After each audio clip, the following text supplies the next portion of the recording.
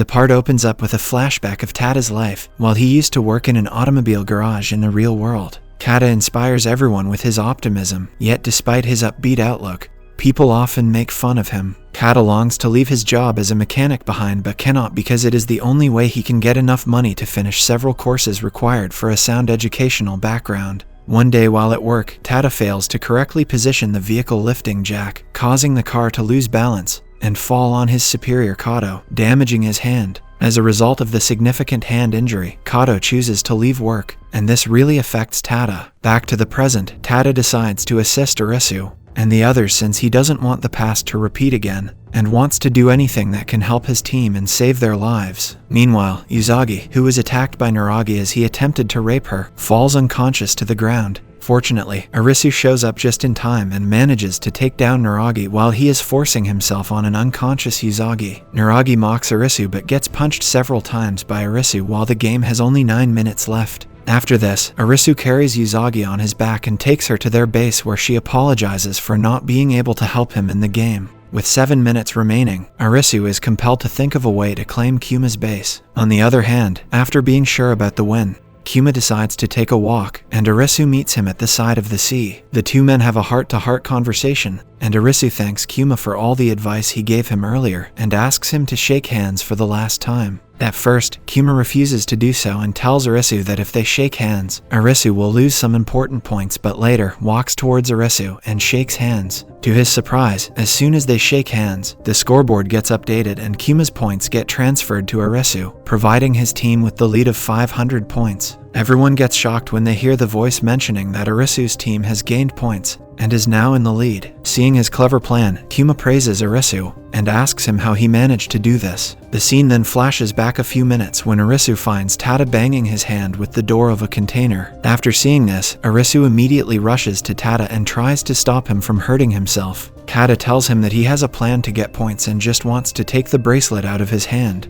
At first, Arisu refuses him from doing so, but when Tatta tells him that the rules have never mentioned any punishment for a participant who takes out their bracelet, and that it's the only way to win the game, Arisu agrees and helps him take the bracelet out. Tatta manages to take out the bracelet from his hand and gives it to Arisu, which in turn gives him additional 10,000 points. Since Tatta never left the base, the King team hasn't stolen his points and his bracelet is still active to get points from the opponent team. Next, Tatta expresses his gratitude towards Arisu for his kindness and appreciation, since he is the only person who recognized Tatta's generosity and optimism, while everyone else questioned his motives. The King's team members, however, cheerfully accept their defeat and don't place any blame on Kuma for the failure. While waiting for the game to end, Arisu once again thanks Kuma, mentioning that he considers him a good friend, and he is the one who taught him the importance of fighting together and believing in himself. The last query Arisu has for Kuma is if he succeeds in these games, will he be allowed to return to the real world?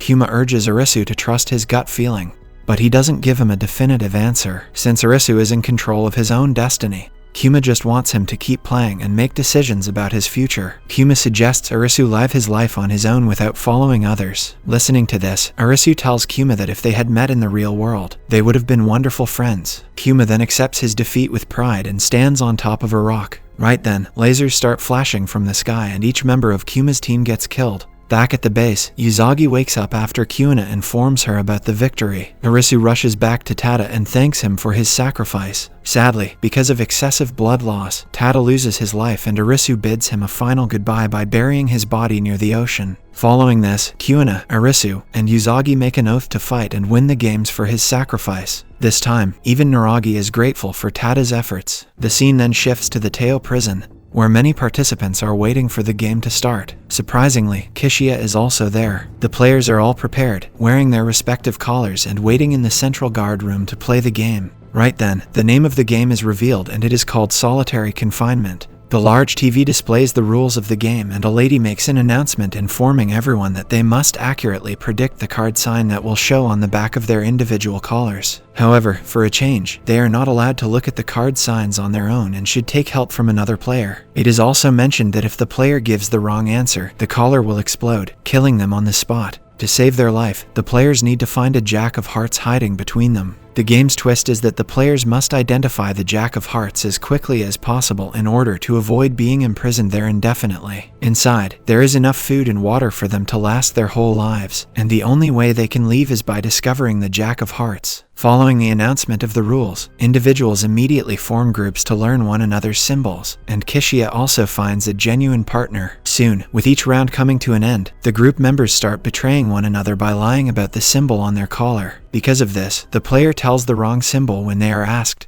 and their collar explodes, eliminating them instantly. As the symbol keeps changing, after the end of round 9, only 6 members are left. Unfortunately, Kishia's partner cannot handle any more of the stress, and decides to quit the game. He does not tell anything when the computer asks him about his symbol, and dies when his collar explodes. Now, Kishia is all alone in the game, and the only thing he can do is trust his own intuition. In the following scene, Kishia can be seen alone on a bench wondering about how to know the real symbol in his collar. After realizing that he cannot win this game alone, Kishia puts in the effort to communicate with one of the players named Matsushita to know his symbol. Sadly, Matsushita is associated with a serial killer named Sanato, who might be the Jack of Hearts. Kishia tells Matsushita about Sanato murdering many people for his benefit, and tries to make him understand that he can betray him at any moment. To win his trust, Kishia also tells Matsushita his real symbol, whereas Matsushita lies to him and walks away. Luckily, sometime later, another girl Kitoko arrives to take some food from the storage, and Kishia asks her about his symbol. To his bad luck, she doesn't speak to him and chooses to ignore Kishia instead. Moving on, Kishia is alone for the next round with 2 other pairs. Despite the pairing, Matsushita manages to manipulate other players to lie about their partner's symbols. Later, during the time to reveal their symbol inside solitary confinement, Kishia chooses to follow his gut feeling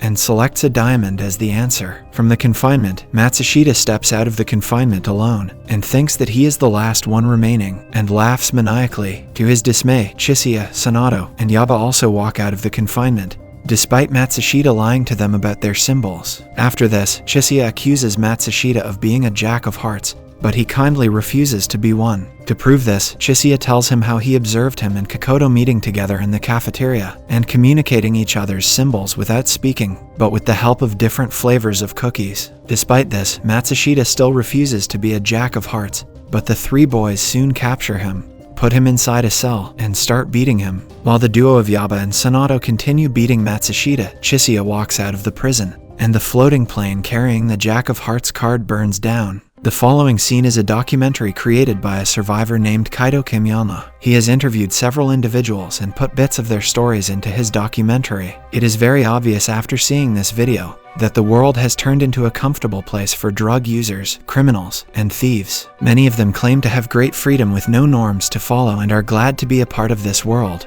According to Kaito, the game masters have fundamentally altered their way of life and have made them useless. The survivors will need to keep playing these games in order to find out whether there is still a chance to get back to the normal world. The following morning, out of concern for Anne and Kishia, Kuina sets out to find them. Nevertheless, Arisu and Usagi require additional players in their group to keep winning these games. Kuina assures Usagi and Arisu that they will meet again. A few days pass by, but Arisu is still unable to accept Tatta's death. Arisu thinks back on all the lovely times he had with his buddies Karub and Chota. He remembers that when he was at his lowest, they always motivated him to stay strong and choose the right path that was necessary to survive. One day, Usagi goes to search for food but finds nothing. She then returns to Arisu and asks him to help her find some food to eat. She suggests they go hunting and get some meat for the day. As Arisu is also feeling hungry, he joins Usagi to catch a rabbit in a nearby park. They try multiple times to get hold of the rabbit, but fail. Soon, Arisu feels tired and gives up. Right then, the duo hears a thudding sound coming from nearby and decides to check on it.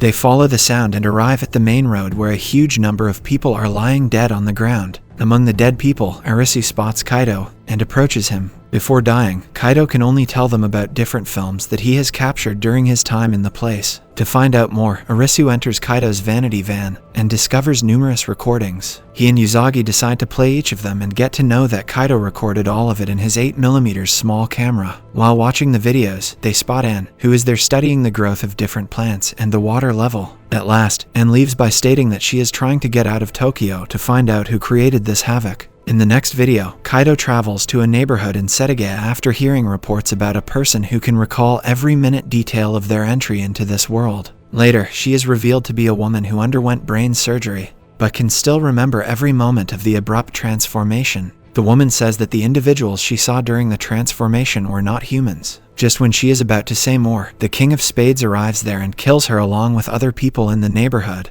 Back to Arisu and Usagi. When the documentary comes to an end, they hear some noise coming from outside. They quickly open the door and notice a King of Spade card flying in the air. Realizing that the King of Spades is near them, they get out of the van and start to run. To their bad luck, the King of Spades spots them and begins pursuing them. While running for their lives, Arisu and Usagi get separated. Before Arisu can figure out what is happening, someone smacks him in the face, and Arisu loses consciousness. Later at night, when Arisu gains back his consciousness, he finds a lady sitting beside him. Arisu inquires who saved him and she replies that one of her comrades is in charge of rescuing him. Following this, Arisu gets shocked when she calls him by his name. He then inquires how she knows his name and the lady shows him the man who gave her Arisu's information. The episode concludes with Arisu walking towards the man and realizing that he is none other than Aguni. Subscribe to see more videos like this, turn on the notifications, and leave a like to help the channel out. Thanks for watching.